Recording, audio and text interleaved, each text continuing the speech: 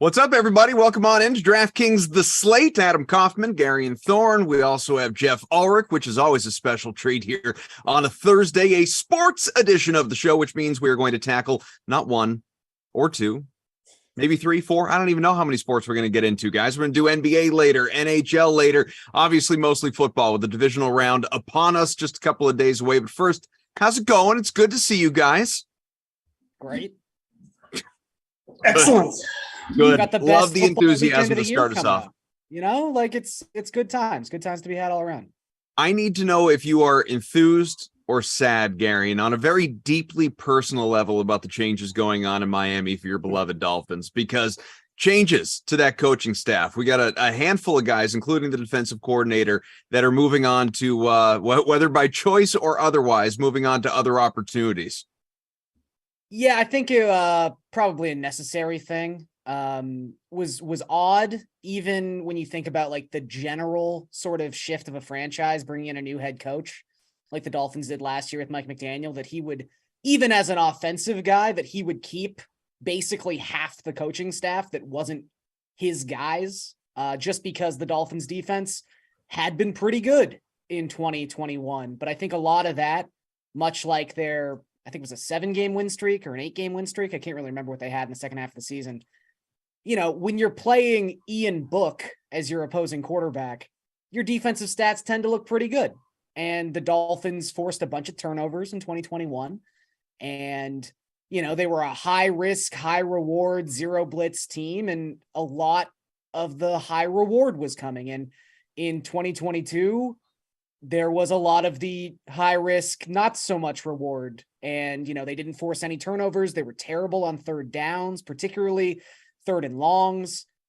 I just think it was a necessary step. I mean, the defense, when you consider really how many good players are on that defense, I mean, Christian Wilkins had an amazing season. You know, I think everyone thinks Jalen Phillips is kind of developing into a very stout edge rusher. They trade for Bradley Chubb. They've got Xavier Howard. You know, this defense should be better than what it was, even with the injuries. And I think most Dolphins fans were probably not just expecting this news, but really like anticipating and being excited about this news. And I personally, not necessarily sad to see Josh Boyer go. Jeff, I want to move on to Lamar Jackson, but it occurs to me that I could just start asking you about the Ravens situation at quarterback, or, you know, but you could respond and say, what the hell, Koff? Like, I have thoughts on the coaching changes going on in Miami behind the scenes. I want to have my voice heard. So by all means, if you do have thoughts to piggyback off of what Karrion was talking about, go right ahead. I mean, my only thoughts is it makes quite a bit of sense. I mean, their defense was pretty bad at times this year and didn't really make sense to me why they were so bad. So I certainly am not going to get into the personnel as much as Gary did, nor do I know them nearly as well. So that's about my only comment. Not shocking that it came down. Wasn't something that I was really thinking about, but you know, once you hear the news, you're like, yeah, they probably should make a change. Yeah, I mean, the Lamar Jackson thing, I mean, you know, what else do you expect the GM to say there? Yeah. Yeah, for anyone that missed it, obviously it's not really news. There isn't like there's this thing coming to a head, you know. The story, for anyone that hasn't been paying attention to it, is they want to get a long-term deal done with Lamar Jackson. At the moment, that's not happening, and if it doesn't happen in time to, you know, have to franchise him and make him come back for a 1-year hefty, you know, what very well high paid deal, he's going to do that. So it's not like you're going to see Lamar Jackson playing somewhere else, despite betting odds that you may want to chase down who is Lamar Jackson's next team or anything like that. Not going to happen. I don't think anyway. He's going to be a Raven next year. It's just a matter of. Go ahead. I will disagree with you. I mean, I think there's a fairly solid chance he doesn't come back. And obviously that would involve more things. He'd have to hold out because, like you said, they can franchise him. But like, I think that's legit. Like what has changed? I mean, they could have signed him to a long-term contract over the offseason. They didn't get it done. Mm-hmm. And what has changed now that has made like the Ravens so confident they're going to do it? I don't know. I don't like, has Lamar Jackson's asking price gone down? No. Look at what the team did without him. If anything, his asking price is going to go up. I think that there's a very good chance Lamar may just come to the realization that, well, look what these other quarterbacks have done. You know, they've gotten their way. I can certainly do that. I'm in higher demand. I'm in my prime. I'm not even like an aging quarterback. I think I'm not saying it's like a high chance or anything. Like, I'm not going to be shocked if this doesn't happen, but I think there's probably a little bit better chance than like you were giving it of it happening. With the most likely scenario still being that he comes back, but I don't know, man. Like, Baltimore is dragging their feet. There's clearly a divide here somewhere. I think Lamar just might be done. So, all right. I mean, I'll play the game, and Gary, we'll get your thoughts in a second here too. But Jeff, if he does leave, and obviously it wouldn't just be him walking to whoever he wants to go with, there'd be a trade. But what do you think is the most likely destination? Well, I mean, that's something we'll be talking about, for the next 4 months potentially, but I don't actually know. I mean, I don't have a team in mind right off the top of my head. I really don't. It would probably be, I mean, like you'd be looking for a team with like the Panthers, who obviously are in need of wholesale changes, some kind of, looking to put an identity on their team or just, go all in on something. But, there's so many teams that get involved that could make moves. The Raiders, I don't know, man. Like, yeah, I mean, we could talk about that today, but like, that is a long conversation. Gary, what are your thoughts on this whole thing? Yeah, I mean, I'm sort of two minds when it comes to Lamar's situation, even as it comes to like long-term ramifications for his career and for the Ravens organization or whatever organization decides they might want to acquire him. I mean, on the one hand, we know that generally speaking, the narrative with the franchise tag is players hate it because it doesn't give them the long-term security that a lot of them are looking for. And obviously with some of the contracts that have been handed out specifically to quarterbacks in recent years that come with that big time guaranteed money, you could see Lamar really not wanting to play on a franchise tag. However, with the way that like, I mean, I don't want to just say like modern medicine is it's like this some magic elixir that cures everything, but let's think about some of the money that's been handed out, not just in the NFL, but across all sports to athletes who are in the midst of like what used to be considered career ending injuries. Like, Kevin Durant gets that massive contract from the Nets, despite the fact they knew he was dealing with an Achilles injury and was not going to play for a full season after he signed.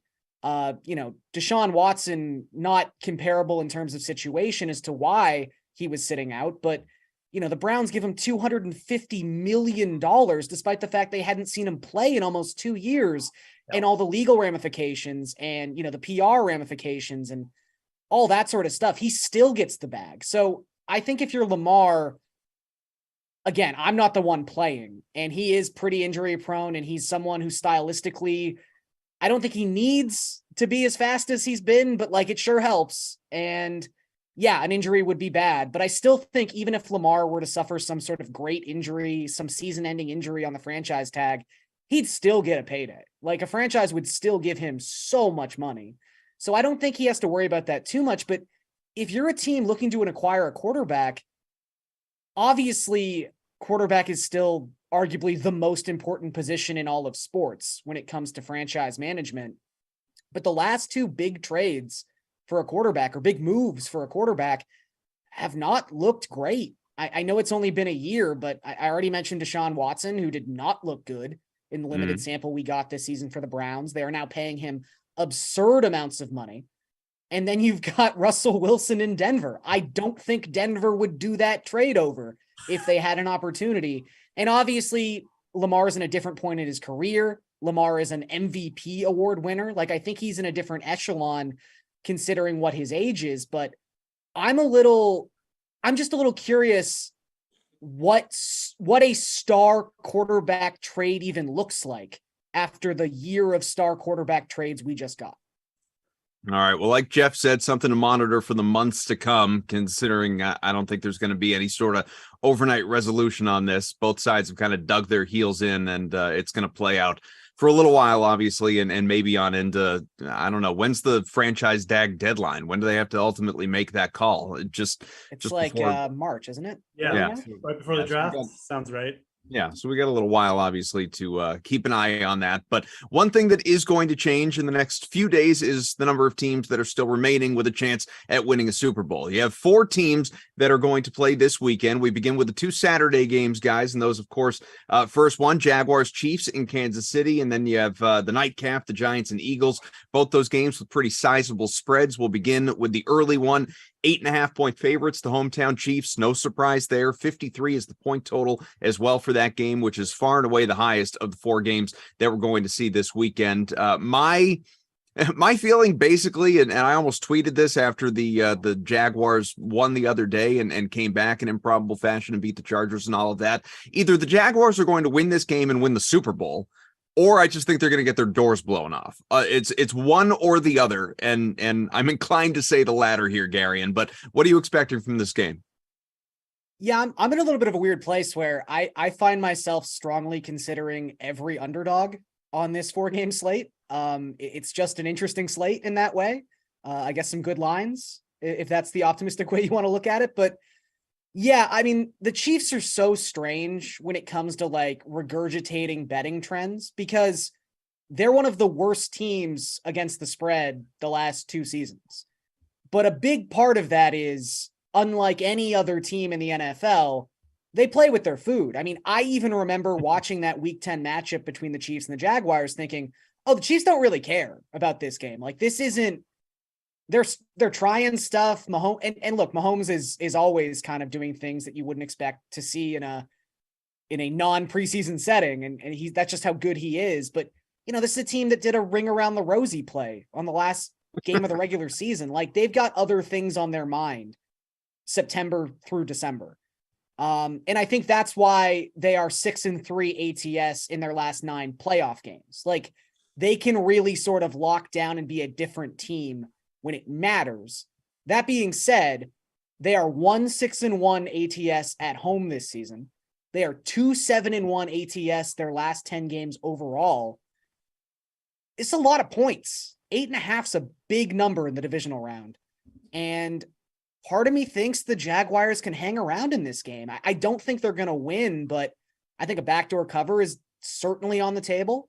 And I just think I trust the Jaguars offense enough to keep within a touchdown of the Chiefs in this contest. So my early lean is probably just to take Jacksonville. And I'm a little worried that that's just, I'm getting kind of like swept up by the Jaguars, just great story. But yeah, I'm on the Jaguars, I think. So if you were to trust anything right now, confidently, would it be the points? You think it'll be a high score? Oh yeah, I would take them plus 8.5. Yeah. No, not even that. I mean the total for the game, the 53. Yeah, I mean, sure, you could go that way, but like I said, I it's not like I'm talking myself into betting the Jaguars. Like, I think I actually like the Jaguars quite a bit at 8.5. Jeff, I sense from some of the stuff I've seen on Twitter, not to mention the sweat during the week, that you might be leaning on that side too. Yeah, I mean, I'm probably even more bullish on this than Gary. And I mean, again, come back. Just you should like the underdogs on this slate. The underdogs are 40-25 ATS since 2017 in playoff games. So, we get elite teams like the Chiefs and the Bills, and just books just don't put out soft lines because everyone bets those teams, and the lines just get a little bit too big. At least that's my opinion. There's a lot of what goes into it. It's also just the playoffs, and the pressure's just ratcheted up. And I mean, everything is just a little bit different. And I think Garion's super right in bringing up the Chiefs and their playoff efficiency, because it's a good point. But I also just don't know if this Chiefs team is as good as they have been in the past.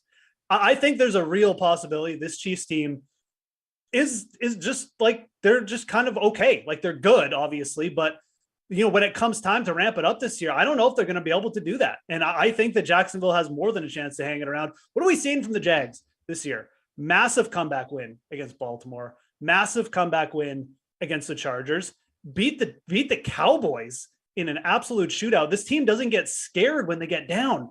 So, okay, Mahomes comes in, he drives for a touchdown. Maybe they get down 10 points.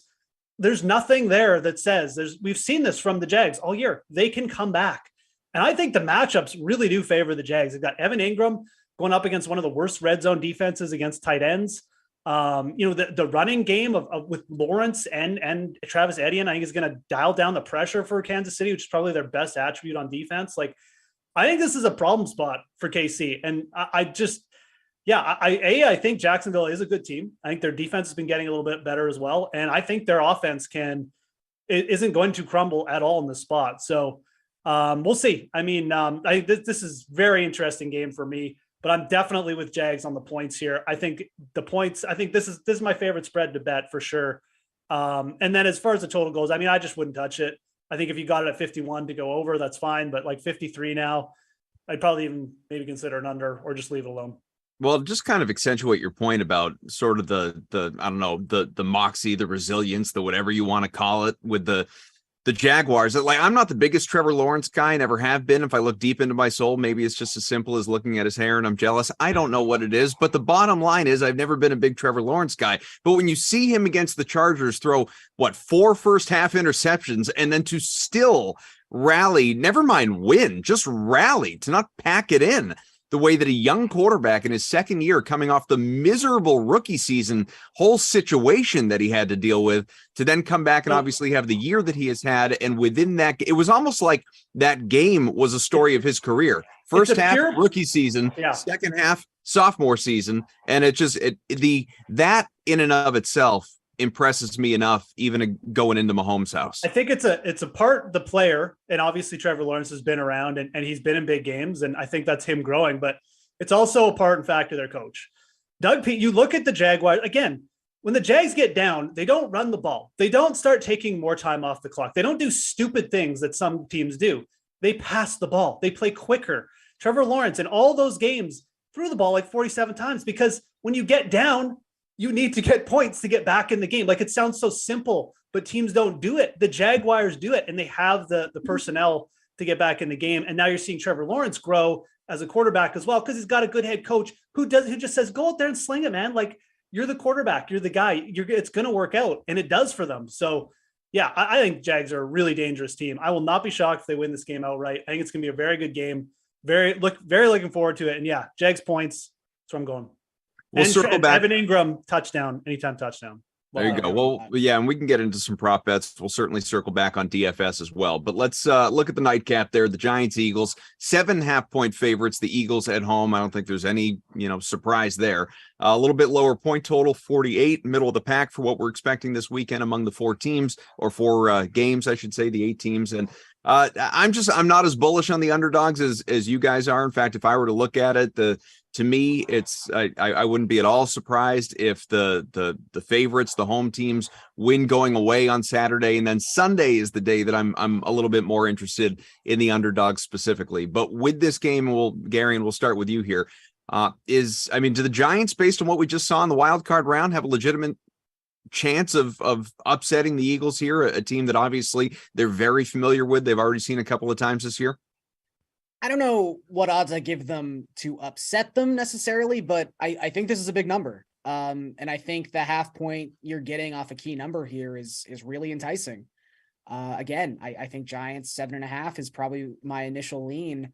I will say, I think, and we talked about this on this show last week, and about what the Vikings' major flaw was, aside from just every advanced stat hating them. But in terms of like real life on the field stuff, terrible pass defense. It's been that way all season.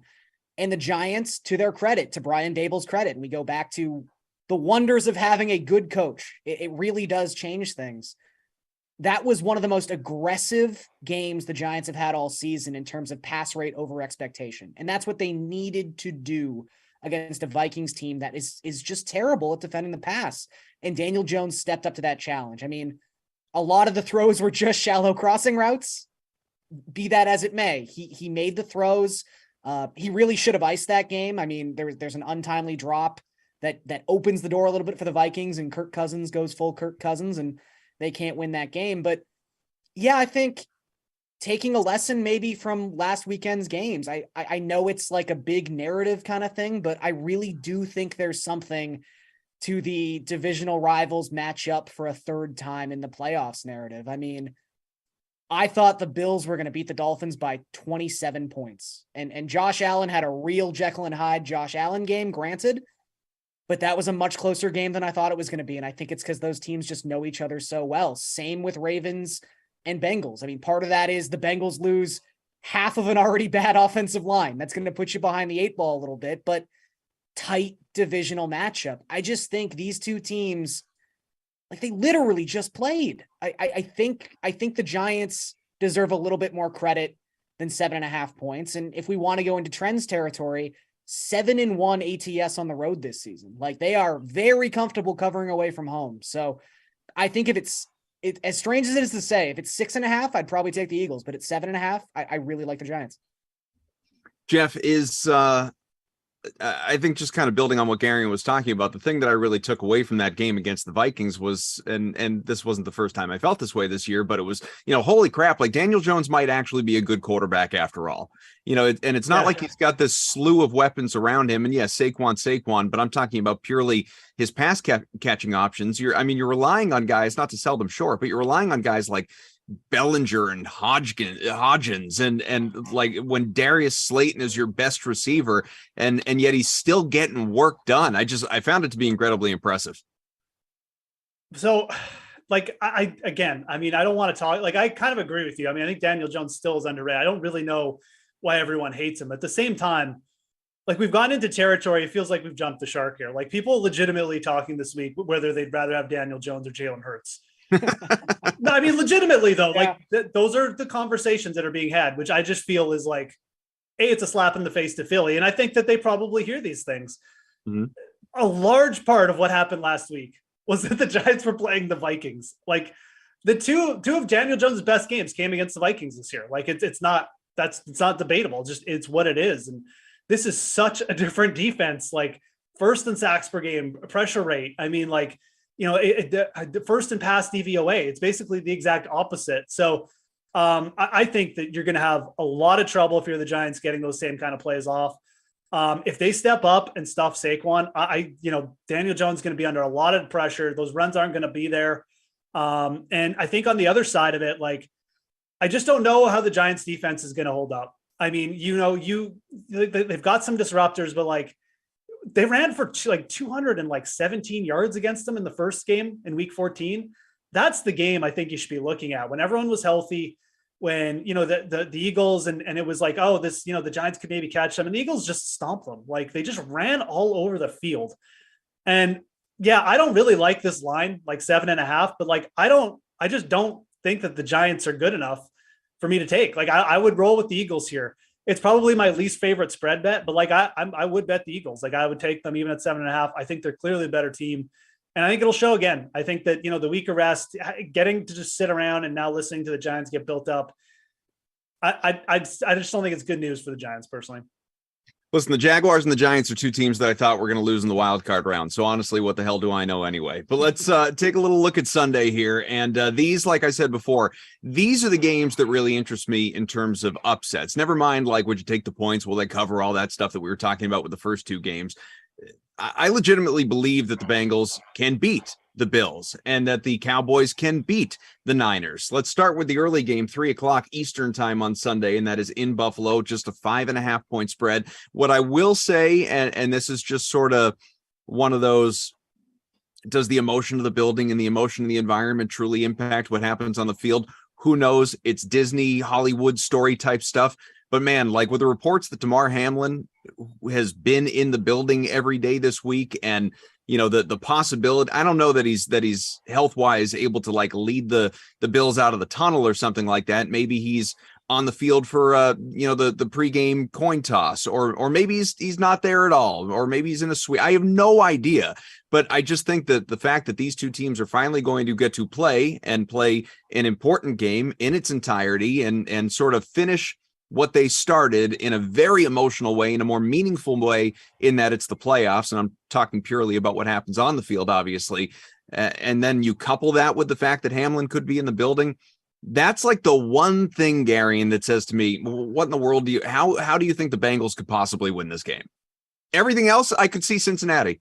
Well, you know what? This has classic, and I know there are people who kind of like love this stuff, and there are people who hate this stuff and think it has no bearing. I just think it's worth mentioning. A lot of people are on the Bengals this week. I think a lot of money is coming in on the Bengals, and yet the line continues to grow in the Bills' favor, which means the sharps are on the Bills. Reverse line movement, again, it's not the be-all end-all, but I do think it's worth noting here, because the perception of the Bills coming out of that Miami game, you just saw the worst version of Buffalo in that game against the Dolphins. And they still managed to win, which is credit to them. you're probably not going to see Josh Allen play that terribly 2 consecutive weeks. Or at the very least, the likelihood of it isn't super high. And you look at that game the Bengals just played, and I know Jeff brought this up last week, and it very, very apropos, concerns about that Bengals offensive line prior to the extra injuries we saw last week. Buffalo's just a better version of the Ravens on defense, and they're a better version of the Ravens on offense. I was pretty inclined all week to just take the Bengals when it was at 4.5, when it was at 5. Just the way this line is moving, and the more I keep thinking about it, I think Buffalo might come out and play their A game. And if Buffalo plays their A game, they are much better than the Bengals, especially considering the offensive line woes the Bengals come into this game with. I think I'm going to 180 from where I was 24 hours ago. I think I'm on Buffalo now. Jeff has this out. It's funny because, like, I definitely think a scenario here is Cincinnati just gets absolutely rolled. And like, I do think that, like, Buffalo, when they put it all together, is a better team, but I'm kind of like the exact opposite of Gary in here. I think yesterday I was probably of the same mind as him, but like Joe Burrow with points. And I think that you should just, sometimes it's just as simple as that, man. Like, it really is. I mean, you've got to, the Bengals are just so well coached in these situations, and their road ATS record, like we talked about the Giants, but this is the Bengals. Like, this is a team who's they're pretty good, man. Like, maybe they're not quite as elite as, like, you could say the Bills, but like, they're a top team. Like, the Giants are a different story. I feel better trusting the Bengals and Joe Burrow with points. But that said, like, this is by far a slam dunk for me. This is a game I've flip-flopped on already too. So I think it's kind of saying, like, maybe just like, this is a spot where I don't even know what you do with the spread. I would just look to like maybe some props. Like, honestly, you don't have to bet every game. I've got my favorite spots, and this is like probably 4th on my ranking, but I've come to the conclusion that we're getting 5.5 points now with Joe Burrow. I obviously understand the line movement, and Gary's right to bring it up. Like, the sharp money is obviously backing some Bills here, but sometimes it's just as easy as, why was Joe Burrow getting 5.5 points?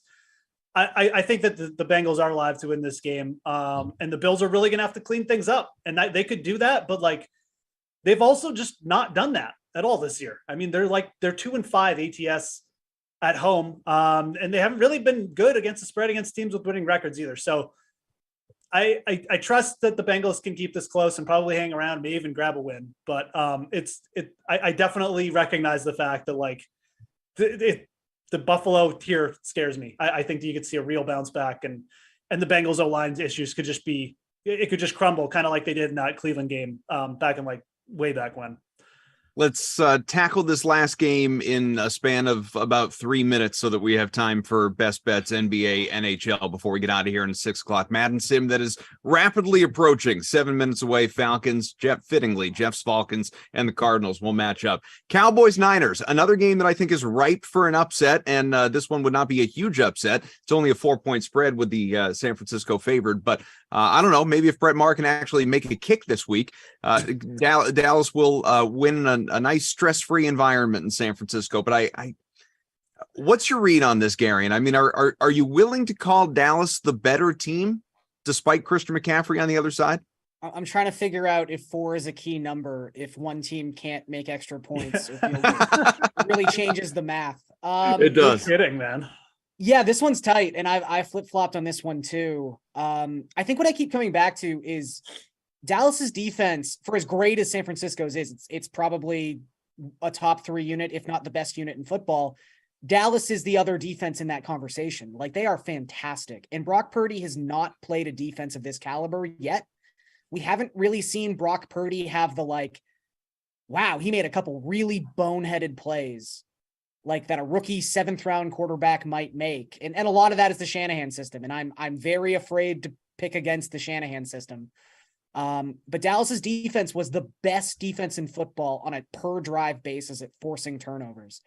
And I really think this defense can step up and have a few backbreaking plays. And look, Dak has been one to throw the ball away himself. So there's a lot of different ways to go here. But as this spread keeps getting higher and higher, I think I'm way more willing to bet the Cowboys. Jeff?